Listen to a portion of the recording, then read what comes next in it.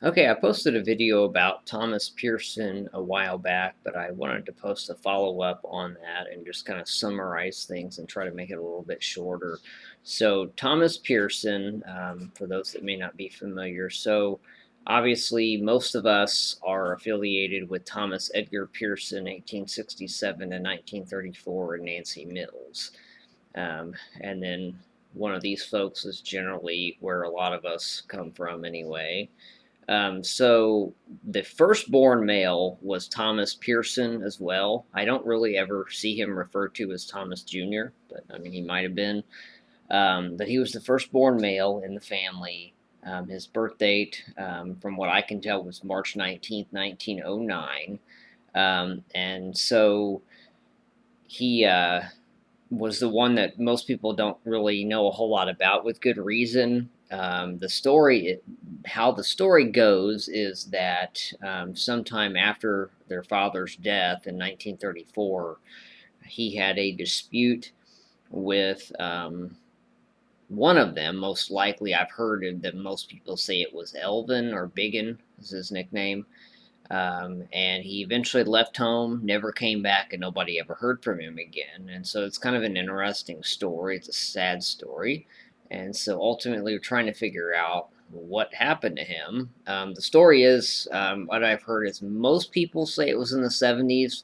Elvin did reach out to Social Security to see if he was still alive, and at that time he was told that he had passed away.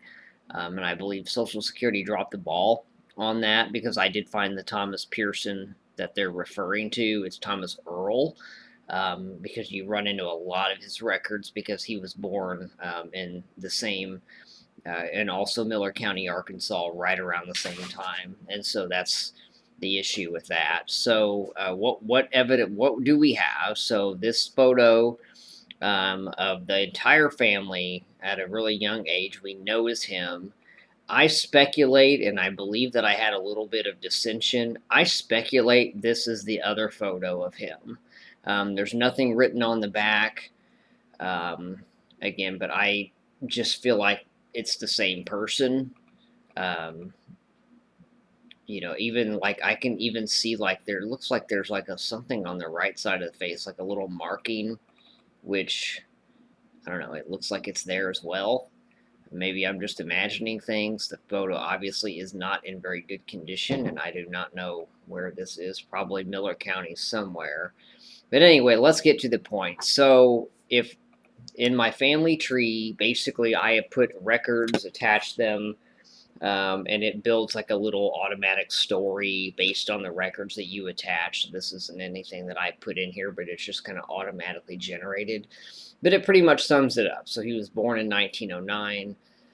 Obviously, he appeared on the 1910 census. I don't have to show you that. The same thing for 1920, 1930, and then in 1940. The difference between 1940 was that he was listed as the head of the household, I guess being the oldest male. He was the head of the household. I can just see with the personalities involved that kind of thought might rub some people the wrong way. And it was sometime in 1941, shortly after October of 19, or shortly after October of 1940, when I'm thinking that he must have left home. Not sure what happened or why, but he chose to go to Phoenix, Arizona. I do not know why. That blows my mind. I'm still trying to think of maybe relatives that might have lived in Phoenix, Arizona. But that is where he ended up. And in July of 1942, he enlisted in the Army, and I guess I can go back here. So his original Social Security application. So now we're trying to trace him, find out what happened after 1940. Social Security application. Notice I say his original Social Security application. His Social Security number ended in 1975. It's crazy that we can just provide that information now. Birth date is a little bit different, but that's normal. Thomas Edgar, everything else matches. So then his military card, he filled it out. And the important thing here is on page 2, it lists him as being blonde, which to me gray eyes, blonde hair, which to me, the person in the photo looks blonde. Of course, it's hard to tell. He registered October the 16th, 1940, in Miller County for the military. And then here it's listed Phoenix, Arizona, Jindal, general delivery. I don't know what that's supposed to mean, but it says Phoenix, Arizona. So at some point, he was then in Phoenix, Arizona. And it even online, it also lists him as enlisting in, well, it says that he was admitted at the Shepherd Field, Texas, which I believe was their actual headquarters, actually, at the time. But anyway, so that's page 2. I've already shown you that. So his army shows that he enlisted in Phoenix. The enlistment date was July 3rd, 1942. We've got the serial number. Okay, so he's single.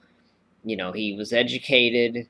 So what happened after that? Social Security, basically, the Social Security. So we filed Social Security report. This is actually just a website.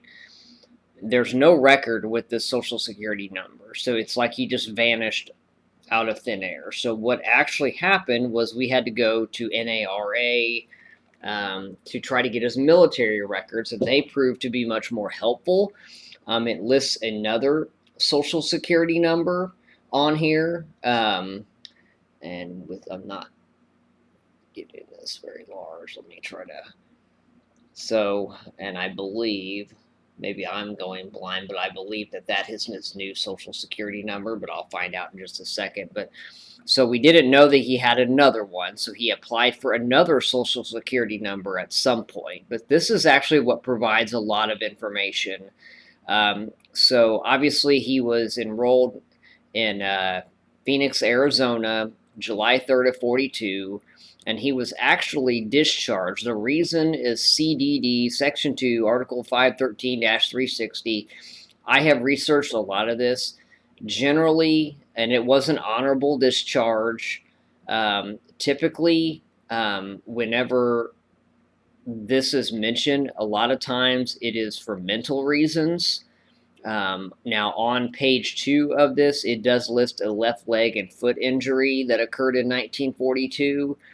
But as you can see, date entered July the 4th. By October the 13th, he was already separated from active duty. So he did not serve very long at all. And the hospital, or the place of treatment, U.S. Army Hospital, Wichita Falls, Texas, that, for the most part in the 1940s, was for mental patients. And I'm sure that, I can't guarantee that, and I would hate to be wrong, so I hate saying that and insinuating that, given that I'm not sure. But mostly about this article, this is mostly about basically just their mentality and that they weren't mentally fit to be in the military. And also on the document, it shows that this was a condition that he had beforehand, not in the line of duty. Discharge, not in the line of duty, existed prior to service, and the length of service was less than 1 month. I thought that was interesting. The service number match. So with the new Social Security number, just online, it's like ssnvalidator.net or something goofy like that. If you run his validator, it does show a death file from April of 1982. And it was issued in Texas, this one was, which makes sense because that is actually where the headquarters to the Air Force that he enrolled in at the time was. And so I'm thinking whenever he was registering for the military, he just got a new identity, basically. Now, whether he did that on purpose or not, I guess we'll never really know. But so as of right now, I cannot find him on the 1950 census, which was released last year.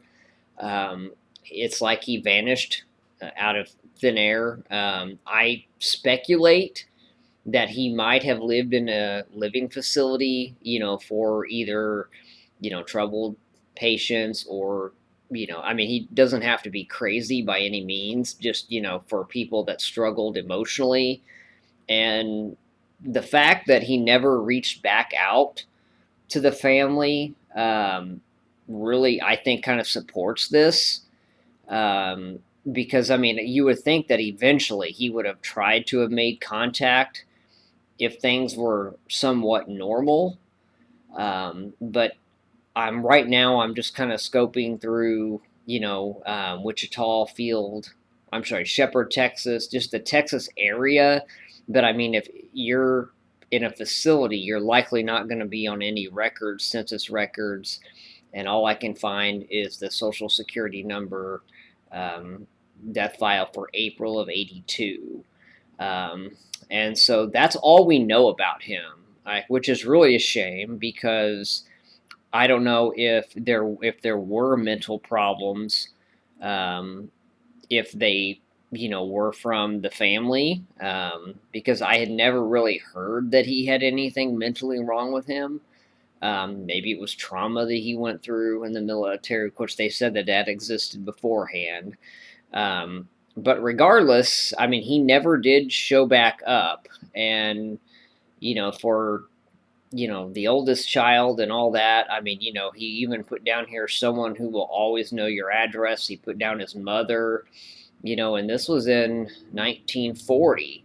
And then a year later, he vanishes and isn't speaking to his mother at all. It's just a crazy story. And I'm gonna still try to find it. Lists his last known residence as Phoenix, Arizona, but I speculate this that he, just because he was in Phoenix when he registered for the military, I'm kind of thinking he did not go back to Phoenix, Arizona. And so that's kind of where I'm at right now, but it's not good regardless. The fact that Biggon tried to reach out to him was given false information. Just where this is leading, it's just not a good situation at all. And it's kind of really unfortunate that we never got a chance to know him either. And he lived all the way through 1982, or to April of '82. So he lived for quite a while. But that is all I have on Thomas right now. Obviously, I'll update if I get anything else.